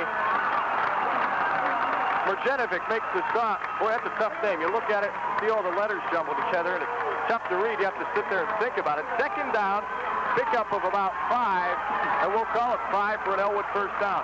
About 25 seconds remaining in this third quarter. Ketterer sets him down. Perry in motion to the near side. Give it off to Billy Chapman. He runs hard. Gets it inside the 40 and down to the 38-yard line. I'll tell you what, Billy got the first down. He picked up about 8 yards of that play, Phil, and if he has a hurt leg, you'd never know it on that play. You would never sense it in one, except the way he's getting up right now. He can barely walk as he gets up from the ball. The Wolverines have gone with Jeff Lindner, a former tight end, has gone in at right tackle, and we're going to count down these seconds here. The Wolverines will barely be able, I doubt if they'll get the play off the end of, as they count down the end of the third quarter. As we come to the end of the third quarter, Wolverines have momentum going their way. You'll hear the crowd in the background. We'll come back with fourth quarter action. The score, East Allegheny 6, Ellwood City nothing, right after this. For complete coverage of tonight's game. Wolverines go with Austin Timmerman. Sonny takes the pass, did a slant pattern, and gets open, rather an out pattern, on the far side of the field as we join back action in the fourth quarter of play. Just to start off the fourth quarter, Ketterer sets up as he rolled right, Phil. Had time, hit Sonny Timmerman for a first down. Bomer with the stop for East Allegheny. That puts the ball inside the 25 on the 23-yard line of the Wildcats. And Jeff, the Wolverines in the second half, Chris Ketterer 4 for 4 passing here in the second half of tonight's ball game. Petrelli wide to the near side. DeLuca looking for him off the right tackle. Gets it inside the 20 and is brought down at the 18-yard line of East Allegheny. Shepard with the stop and give him a pickup of about 5 in the play. Second down and 5 for the Wolverines on the 19 of East Allegheny. Boy, did that momentum shift when Nicky Perry picked off that pass late in the third quarter. Jeff, Big Mo has changed jerseys. He was wearing a white one of East Allegheny. Big momentum has changed to a blue jersey here in the fourth quarter. Everyone's standing in front of us from the Wolverine standpoint. Ketterer sends Jones in motion. They ride. Billy Chapman off left tackle. Billy pulls his way inside the 15 to the 13-yard line. Should be good enough for a first down. Officials will call timeout to check the stick. Coming up with a stop, Hartzell for the Wildcats. And I'll tell you, Billy can barely walk back to the huddle, but when he runs that football, he's moving. Jeff, I'll tell you, I have never seen so much momentum being picked up by so many people. The entire line of the offense has picked up the momentum and the adrenaline. And right now, East Allegheny and the Wildcats are going to have to take time out to slowly calm down the Wolverines. So with that, the official timeout on the field with the score, East Allegheny still 6, the Wolverines nothing. Now this message. 6-0 our score, 11-11 remaining in the fourth quarter of action. Wolverines still moving the football following that pickoff late in the third quarter by Nicky Perry deep in Ellwood territory. Got it out to the 49 of Ellwood. That is where they've been driving so far, so they have it on the 12 right now. East Allegheny. Look for a pass quickly on first bound, Jeff. Maybe get these guys off guard. Nope. They'll go straight ahead to Billy Chapman. Billy still on his feet. Bomer brings him down after Bill gets it inside the 10 to about the 9.5-yard line of East Allegheny. And Bomer was horse collaring him, trying to bring him down, also along with Marjanovic. Mitchell also in there, and Chapman did not want to get out. He picks up 4 in the play, second down 6 for about the 9.5-yard line of East Allegheny. Wolverines can go to about the 3 and get a first down of East Allegheny. The adrenaline has flowed all through this place, and I hope everybody at home is picking it up. 6-0 East Allegheny, but the Wolverines driving inside the 10-yard line. It's really wide on the near side. Here comes the option. Jones cuts back inside, gets down to about the 2. It should be close to the first. Now, we can't really get a good line of sight on this side of the field because of the fans standing in the area. Drekulik ran him out of bounds. Had he not, he would have been in for the end zone, in for the touchdown. Kevin, with such great speed to the outside, took the pitch on the 12, cut back inside, Phil, and he gets it up for a Wolverine first down, and that'll put him on about the 2. They have a first and goal from the 2. And Sean Reese will get the pressure once again. Should the Wolverines be able to capitalize, the all-important extra point could make a difference. They need to get it into that end zone first. Ketterer straight ahead to Chapman, running stuff. Flag is thrown. We might have a face mask, because I saw Billy's head jerk. I don't know. I don't like to speculate, but that's something you'd hope to like to see. There's only 2 calls that can be made. It is. Yep. It's against East Allegheny, and that'll move it half the distance of the goal. That should put it on about the half-yard line. Now, you know they're going to be keying all their people inside on Bill Chapman because he is the spark plug of the Wolverines, and it's up to him inside. Personal foul face mask. That'll be right about the 1-yard line now. 10-10 left in the ball game, Jeff. 6-0, East Allegheny, the Wildcats ahead. First down. It'll be first down once again at the 1-yard line. The Wolverines with the ball and all kinds of momentum, and that hopefully will go back onto their defense. That adrenaline will be picked up hopefully by their defense should they score. And as I said, if they can get it into that end zone, the pressure goes onto the back and the shoulders of Sean Reese, the great kicker for the Wolverines. He's been fantastic all year. Less than a yard to go for a touchdown. Wolverines have 4 times to try to get it in. At least 3. Look for that quarterback sneak, Jeff. Ketterer off to Chapman. Billy hit at the line, tries to spin out of it, and he's not able to do so. And I believe he got back to the original line of scrimmage. If not, he got turned around and lost maybe half a yard on the play. Coming up with a stop, we see it was DeLucia. He brought Chapman down after he tried to spin out of it. Second down, so Bill did get a little momentum on that. Second down, and we can call it inches, literally, for a touchdown for Ellwood City. They're down 6-0. Chris Ketterer has traditionally gotten 2 yards every quarterback sneak. There he goes. Ketterer trying to get in. Flag is thrown. He might have motion against Ellwood. They did. Ketterer wouldn't have got in anyhow because he was stacked up. Wolverine center Mike Newpower was stood up immediately. Chris was not able to go over, so Wolverines will be backed up. They had illegal motion. Now that's the kind of penalty that hurt them in the first half. They were in key circumstances where the Wolverines drew those penalties, but it will be a second down and 6. If the penalty, well, of course the penalty will be accepted. They'll get the ball out to just about the 5.5-yard line, a 5-yard penalty, and the Wolverines may run their option. They've run the option capably all evening and gotten the ball to Kevin Jones, from Ketterer to Jones. With Billy Chapman hobbling, I would have to say they've got to go with the option. Second and about 6 for the touchdown. They run the counter to Jones. Jones inside the 5, down at about the 3. A host of East Allegheny Wildcats in on the tackle. Bomar, one of those tacklers. Also Wiley in on the stop. And Mitchell, too, over to help out for the Wildcats. That'll bring up third down. This is a big play. That'll put the football on about the 2. Well, you know that the Wolverines have a lot of trick plays. We've seen them all year. The only thing is Joe Roth is not in there, and he's the guy that's usually been the center of attention on all their key fake plays. We're down to about the 2-yard line now. Here we go, 3rd and 2.5. You have Roth. If he was in the ball game, you give it to him, and he bowls straight ahead, but he's not. Straight ahead to Chapman, stacked up at the 1. He's still spinning, and he's down. He doesn't get in for the touchdown. In on the tackle is Anthony Turner, and I'll tell you what, East Allegheny is playing tough defensively. Also Wiley in there. His name has been called all night. Well, you're going to probably get a timeout from Coach Rankin.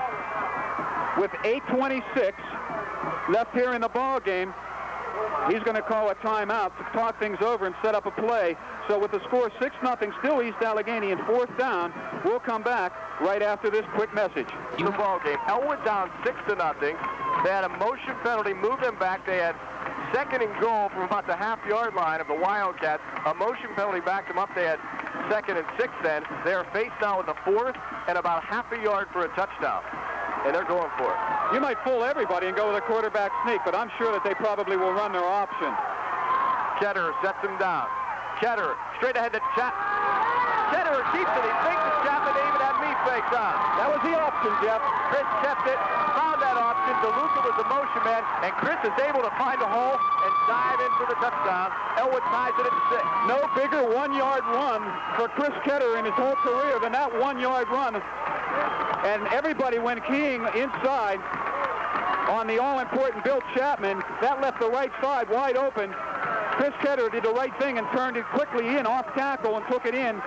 Shoulder down. He took his head right down into the end zone. Now the very, very all-important extra point by Sean Reese. Hold your breath, folks. Give a lot of credit to Billy Chapman because he took the fake handoff and dove in as though he were going for a touchdown. Snap is high, kick is up. It's good. It's good. Ellwood goes on top 7-6 at the 8:21 mark remaining in this ball game. Now let's go to Ken LeBovie at Laurel High School for an update. Thank you very much, Jeff. Here at Spartan Stadium, no change. Laurel continues to dominate the football game tonight. Neither team scored in the third quarter. Laurel on top by a score of 20-0 with 3 first-half touchdowns, 2 by Doug McCoy, 1 by Mike Cropper. The defense has played awfully well. It looks like Laurel's going to make it to the semifinals. Jeff's score once again is 20-0 here. Now back to you and Phil Wyman. Injured player down for East Allegheny. I believe it is another cramp, just by the way they're working on his leg. It looks like Mergenovic, and he has played an outstanding game tonight.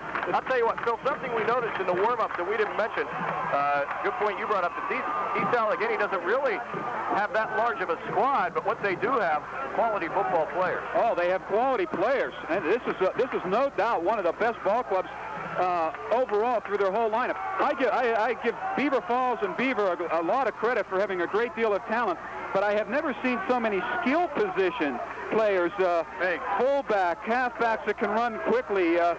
They can have it all. Now remember, let's not start counting chickens, because the Wolverines all season have been beaten on big plays.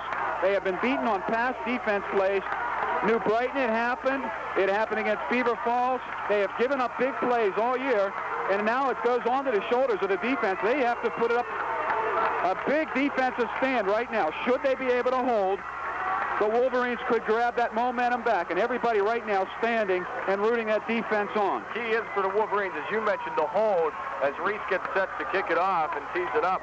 Also, the key right here starts with the kickoff coverage. Let me quickly add this. We're in 8 minutes left in here in the second half, and thus far in the second half, East Allegheny has only run 3 plays in the entire second half. Ellwood has dominated play the whole second half. Bomer back deep to receive. Also, Drakulic on one of the flanks. Sharina also on a flank on the far side. They go to Drakulic. He takes it on the 12. Cuts to the far side of the field, looks for the wall. Drakulic covered and brought down hard by the Wolverines. Coming up with a stop is Billy Caputa, as he makes the stop as Drakulic gets across the 25 and will be brought down at the 27-yard line of East Allegheny. Well, they look fired up. I'll tell you, Caputo threw him down, grabbed his shirt, and very easily could have caused a fumble. He threw him down so hard. And the defense is fired up. Let's just hope that they don't make some kind of a bad mistake. Everybody's standing here, and they have seen a fantastic ball game of 2 great Titans out there on the field. Key for the Wolverines now to stay at home and play good defense. Motion man, the big one. Mitchell to the near side. Here comes the option. Drakulic looking for room, all kinds of running room. Drakulic still on his feet. Brought down at the 50-yard line. Caught from behind by the Wolverines' Frank McCary, and I just said it is key for the Wolverines to stay at home and to play heads-up football, and they didn't do it on that play, as they were not able to stop Drakulic. He picks up a lot of yardage on that and picks up a first down. Gets it out to the 49. I'm trying to see how many yards he gained. He gained about 20 on that double reverse, or that reverse coming back from right to left. 21 yards on that Omar, handing off the reverse to Drakulic. 1st and 10, and we'll have motion against East Allegheny. I do believe that'll back them up. Yeah, the flag came in very early. 7:26 left in the ball game. Ellwood City with the lead, 7-6. Yes, it is against the Wildcats. That'll back them up, and that may make them put that ball in the air, something that they have not done. Let's quickly take a look at the statistics. Siggett has thrown the ball 8 times in the night. He's completed 2 for a total of 32 yards, but has had 1 intercepted here in the second half. Ellwood leads at 7-6, about 7.5 minutes remaining in this ball game. 7:26 to be exact. Checking out of the game, Gary Sharina. 1st and about 15 for the Wildcats from their 45. High formation. Bomer in motion to the far side. Straight ahead. they go up to their big fullback, Ed Mitchell, and he pulls his way up to about the midfield mark, so a gain of about 5 as they mark it on the 50. Billy Peretta with the stop for the Wolverines. Second down, 10, as they, do get back to the original line of scrimmage. One thing you don't want to have happen, and the Wolverines are turning around, hoping to get their fans fired up. The players on the bench are telling their fans, stand up and get them some support. You don't want one of these quick sprinters to get behind one of your secondary men. Kulik wide to the near side in the flag. Play action pass. Siggett, look, throws, has a receiver wide open. He went underneath the coverage. Ellwood sent 2 receivers back deep. Pass ball's incomplete to backup tight end Anthony Turner, and you wonder where was the coverage on that play. Incomplete to Turner, brings up third down and 10. Unfortunately, Siggett's pass was low. Well, I'll tell you, one thing that happened, I was watching on the defensive play. They flooded the zone, I know that. Yeah, they flooded the zone, but also Nick Perry was on his blitz from his side of the field. He was blitzing, and that's exactly the same side that they flooded the zone, and it was left up to Kevin Jones and Chris Ketterer to defend 3 men in their area. A tough thing to do. All right, big play, third down and 10. Kulik goes in motion to the far side, backs are split. Straight drop back, Siggett. Siggett wants to set up the middle screen. It's picked off by Ellwood. Wolverines have picked it off, and we'll get the number for you. Who picked that off in a minute? They have it in East Allegheny territory. Picked it off on the 50. We'll have to see who got it. I think it was the middle linebacker, Vicari. It was. It was. He played a whale of a ball game in there and especially in the second half for Joe Roth. He dropped one earlier in the second half, but this time he was jolly on the spot. Was Frank Vicari. Vicari picked it off, gave him a return of 6 as he picked it off at the 50-yard line and got it inside the 45 to the 44 of East Allegheny. They have it. First down and 10. They lead it. Ellwood does 7-6. 6:13 remaining in this ball game. Now Chapman becomes very important in your offense. Ketterer hands off to Jones. Kevin inside the 40 to the 38-yard line. Mitchell with the stop defensively along with Bomer. Also coming up is Kulik, and he gets up slow after making the tackle. I'll tell you, traditionally, Jeff, now let's go back quickly just for a second here. Game after game, the Wolverines have come on stronger and stronger throughout the ball game. It's that conditioning and the strength and the quickness program that Coach Rankin runs with these guys, that they wear people down in the third and fourth quarters. 2nd and 3 for Ellwood from the 38-yard line of East Allegheny. Carrying the mail, Billy Chapman gets the call, and he gets enough for a Wolverine first down. Close enough, though, that they will have to measure. So Lyle on the stop. From our vantage point, it looks as though it's good enough for a first, Phil. Well, let's give these guys, take a quick second while they're measuring, to give those guys up front so much credit. It's Jim DeCarrier in there now at left tackle, Scotty Timmerman at tight end, Mike Newpower, Jerry Ritzert, Bill Peretta's up there. It's been throughout a lot of this third and fourth quarter here, it's been Jeff Lindner at right tackle. He's been in there. Bill Peretta's in there. I'm trying to pick out the right guard. First down for the Wolverines, Jeff. Those guys up front have been opening up great holes. It's number 67, Brian Gibbons, in at right guard. Those guys just have done a fantastic job. And Bill Chapman playing on a very bad bum leg. First down for the Wolverines. Johnny DeLuca gets the call. DeLuca running hard, gets it down close to the 30 of East Allegheny. Pick up of 3. Call it 4. They'll mark him into 31. Powell with the stop defensively for the Wildcats, and that clock continues to run. Clock on the side of Ellwood now because they lead at 7-6. Little Johnny DeLuca, who was getting outmanned and powered down by those big defenders from East Allegheny, was getting minus yardage, 2 yards, and all of a sudden it jumps up 7, 8, 9. The line and the blocking has just been fantastic on the Wolverine side. Wolverines line it up tight inside. Then Petrelli out wide. Billy Chapman gets it inside the 25. Close to another Wolverine first down. On the stop is Powell once again. And now, Phil, as you mentioned, a good point, the conditioning that all started way back in August is paying off. You might have thought, what am I doing out here in the middle of August in the hot sun? And you say to yourself, this is why. We're in the playoffs, and it's conditions that has got us here this evening. Regardless of the outcome, these guys are champions. They proved it tonight on the field the way they've come back. Ketterer straight again to Chapman. Bill running hard inside the 20, still on his feet on the 19. He had to go about a half a yard for the first down. He picks up 6. Mitchell with the stop defensively for the Wildcats, and that'll move the sticks once again. 4:06 remaining in this ball game. Ellwood leads at 7-6. That offensive line is just absolutely annihilating the defense of the East Allegheny Ball Club, and they're outweighed, they're outsized by 20 pounds per man. That's exactly what it is, fans. Their momentum and their desire is carrying them. They're champs. Jones in motion to the near side, takes the counter. Kevin corralled from behind, but he'll pick up about a yard on that play, and they've had trouble running that all evening.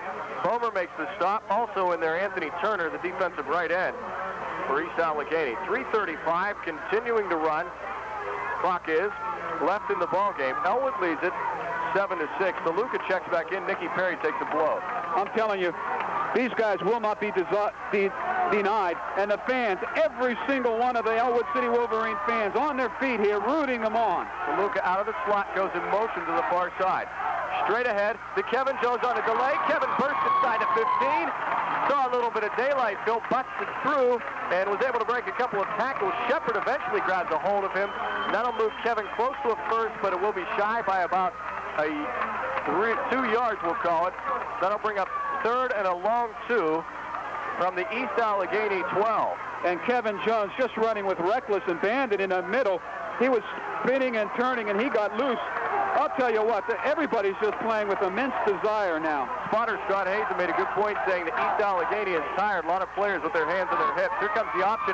Chris wants to keep it, almost fumbles the football and gets the first down. Boy, I'll tell you, momentum is with the Wolverines now. As Phil mentioned earlier, Turner with the stop. Chris took a hit at about the original line of scrimmage, at the line of scrimmage, Phil, at about the 12. Almost fumbled the football. I want to tell you something, first down. I want you to look down on that field. It looks like David against Goliath out there. These little Wolverines and the Goliath defensive players from East Allegheny are standing up, barely able to get to their feet, play after play. They can't even stand up. They're worn down. Split backs Chapman. They go with the counter to DeLuca. DeLuca works his way inside the 5. Gets down to about the 4-yard line. And getting up off the bottom of the pile for East Allegheny, we see it's Bomer. He's making a lot of stops. He's played a whale of a ball game for East Allegheny, too. I'm just trying to grab my program here. Johnny DeLuca is 5'7" and 150 pounds, and he's running through and around guys that are at least 6'3", 210, 215 pounds. He looks like a midget going through there. Those guys just will not be denied. Fantastic. We're into 1:45 left toward another step in the WPIAL playoffs. Ellwood leading it by 1, 7-6. They're knocking on the door again. Kevin Jones makes a nice cut back inside. Gets down close to the end zone. We see no signal. He's at about the half-yard line. Boy, Kevin was hit at the 5. Philly was able to cut back inside, spun, and got down to about the 1. Coming up with the tackle on the play was Shepard. He was hit in the backfield, though, by Big Eddie Mitchell, and he just shed Mitchell like a horse brushing off a fly. And we're within a quarterback sneak distance of icing this ball game at the 1-minute mark left. Chris Ketterer can take it in right now on a quarterback sneak. 3rd and goal. Ketterer tries to sneak. He won't get it. I'll tell you, East Allegheny is tough from the goal line. Yeah, but you know what? They were on that last stand, and Wolverines, though, were able to get it in. We're inside a minute now. Right. 7-6, the Wolverines. So Ellwood, technically, it doesn't matter now. They just hold the ball. Right. East Allegheny is going to have to call timeout, and the worst thing is that just might make the score worse. 45 seconds remaining in this ballgame. Ellwood leads at 7-6. Now this 30-second timeout. Attorney Nick Frisk at 113 5th Street in Ellwood City is happy and proud to sponsor tonight's playoff game. Attorney Frisk used to play football for the Wolverines, so he knows what it takes to get this far. Attorney Frisk has remembered the basics of success, skill, determination, and hard work. Just some of the elements he uses in his practice to help others. Attorney Frisk wishes the Ellwood City Wolverines the best of luck in the playoffs. Congratulations, team, from Attorney Nick Frisk, 113 5th Street in Ellwood City. All right, Jeff, thank you for letting me have it coming right out of commercial. Joe Roth has walked out onto the field with his crutch to give his players some support here with 4th down and 1 at the goal line. Ladies and gentlemen who are here at this ball game, if you have your radios on, you are seeing history in the making, because should the Wolverines, and when they do, win this ball game, it will be the winningest team ever in the history of Lincoln High School. Ever. 1925, 1944, 1927. The best any team has ever won has been 9 ball games. Should the Wolverines hold on for 45 seconds, they lead it 7-6. And here we go, up to the line of scrimmage. It will be 10-1 for the Ellwood Wolverines. Straight ahead, Chapman, touchdown. Wolverines definitely have this wrapped up now, everybody. Oh, my. I hope you've been with us this entire ball game, because Ellwood City was down 6-0 at the end of the first half. They battled their way back. They were getting manhandled by East Allegheny. They came back and said, hey, we're not going to get beat at our own field at Helling Stadium. We were beat here once already by Beaver Falls, and that's not going to happen again this season. And, Jeff, there are Goliaths laying all over the field. There were 3 guys from East Allegheny after that play who couldn't even get back up onto their feet. With 41 seconds left in the ball game, Ellwood City leads it now 13-6, and Sean Reese will be on to make it a possible 14-6 lead. We just found out from Kayleen Keble, who we thank very much for giving us the halftime stats that we had, and found out from her that East Allegheny has had a total of 38 offensive plays in the ball game. Guess how many in the second half? If I remember, 15. about 4. Oh, that's right. They did 15. get the ball one time. Which is not many if you think about it. This second half has belonged to the Wolverines. And I'll tell you, these fans here are just unbelievable. Everybody in this whole stadium on the Wolverine side is standing. They've been that way through the third and fourth quarter, Jeff. Sean Reese kicks it up through. It's good. Ellwood goes on top, 14-6. 41 seconds left in this ball game. Now this timeout.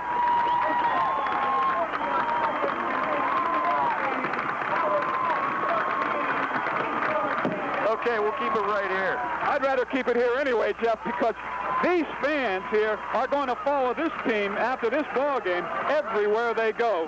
And let's kind of look ahead a little bit. We did this before the ball game. 40 seconds left. The Wolverines have virtually iced this ball game. Should they go against the best center next week, and we're going to assume that maybe best center will win the ball game. They were an 11-point favorite.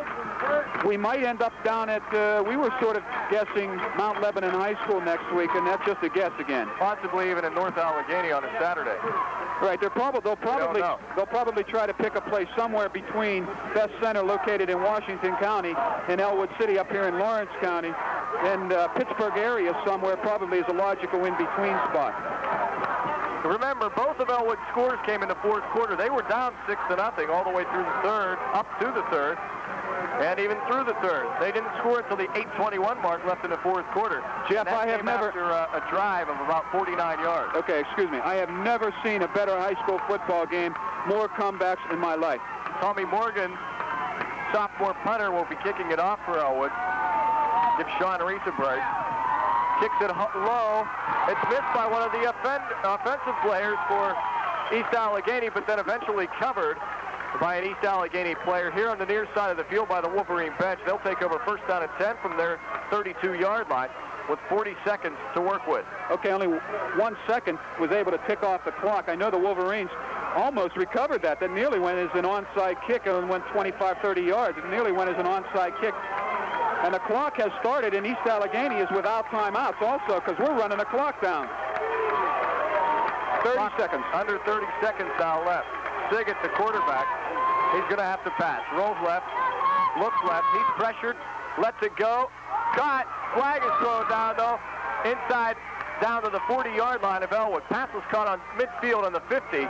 And it's a holding penalty, Jeff. I know it is. Brought down inside to about the 45 of Ellwood. And catching that pass, which will be nullified because of the penalty, was Lawrence Kushner, but it's incomplete. Excuse me. Nullified, rather. Yeah, excuse me. It was not a holding. It was an ineligible man downfield.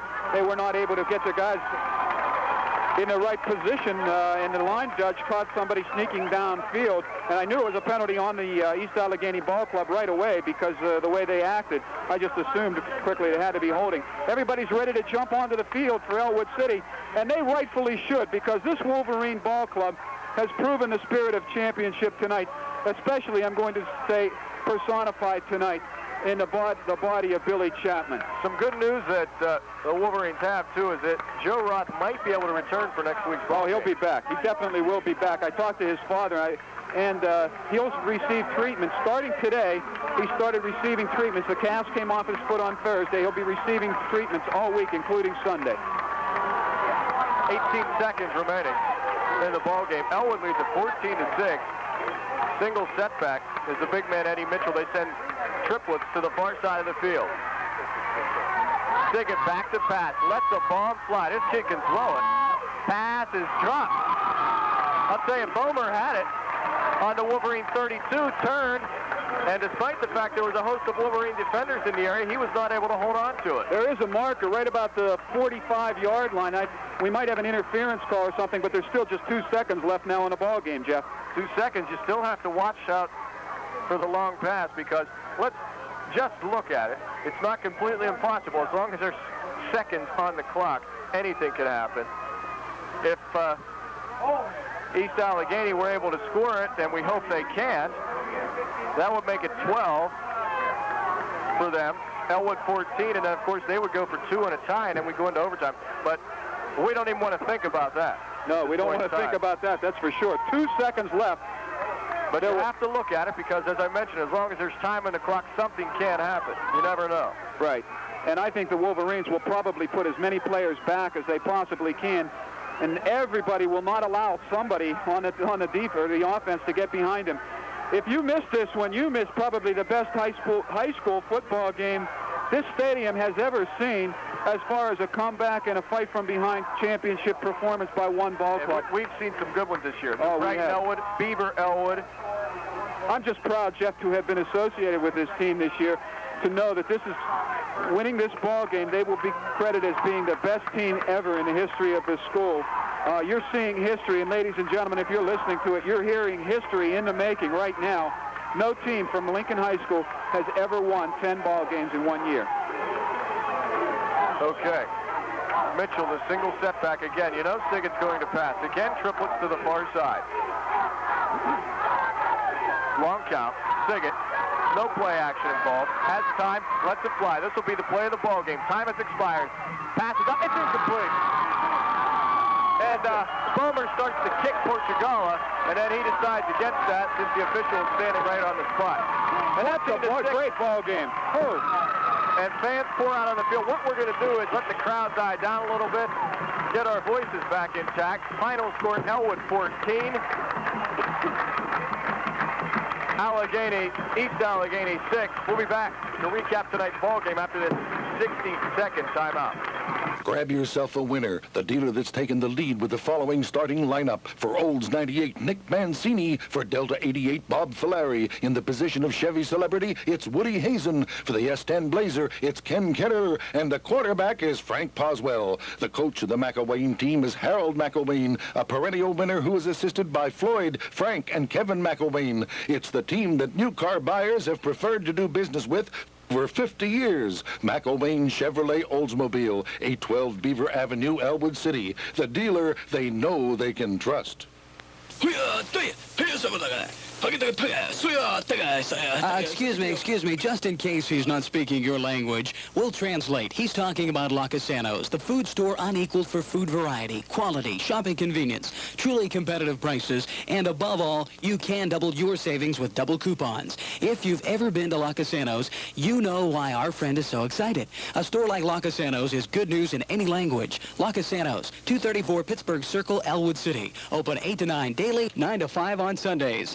How about some sake? Wolverines move on to the quarterfinal ball game of the WPIAL AA playoff. Celebration begins on the field for Ellwood City. They came back. All their scoring came in the fourth quarter. Phil, you have a rundown on tonight's scoring, and it all started in the second quarter.